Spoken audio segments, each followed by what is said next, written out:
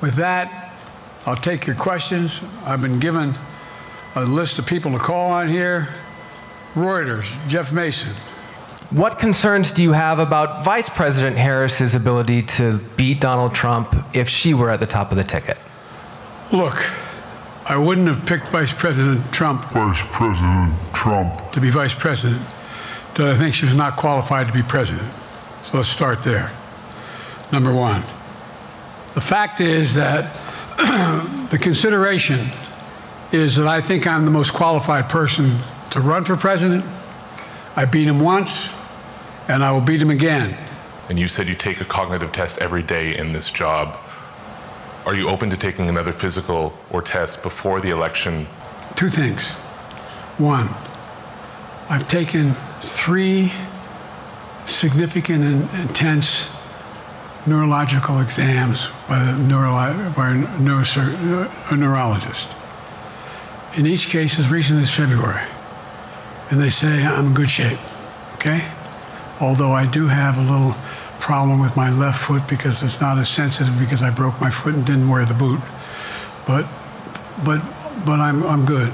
You earlier explained confidence in your vice president. Yes. If your team came back and showed you data that she would fare better against former President Donald Trump, would you reconsider your decision to stay in the race?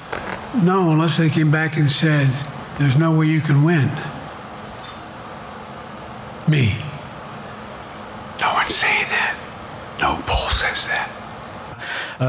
Officials here are saying off the record that your decline has become noticeable. Hasn't this now, frankly, become damaging for America's standing in the world? Thank you. Did you see any damage to our standing in my leading this conference? Have you seen a more successful conference? What do you think? And the Putin piece, I was talking about Putin, and I said, and now, at the very end, I said, here, I mean, Putin. I said, oh, no, I'm sorry, Zelensky. And then I added 5 other names. Look, guys, the idea anybody suggests that we haven't had an incredibly successful conference. How many times did you hear in that conference, I know it sounds too self-serving, but other leaders, heads of state, in thanking me, saying the reason we're together is because of Biden, because Biden did the following. Look, folks, this is, well, anyway. Presidency is the most straining job in the world, and it's 24/7. How can you say you'll be up for that next year, in 2 years, in 4 years, given the limits you've acknowledged that you have today? The limits I've acknowledged I have? There's been reporting that you've acknowledged that you need to go to bed earlier and your evening around 8. That's not true.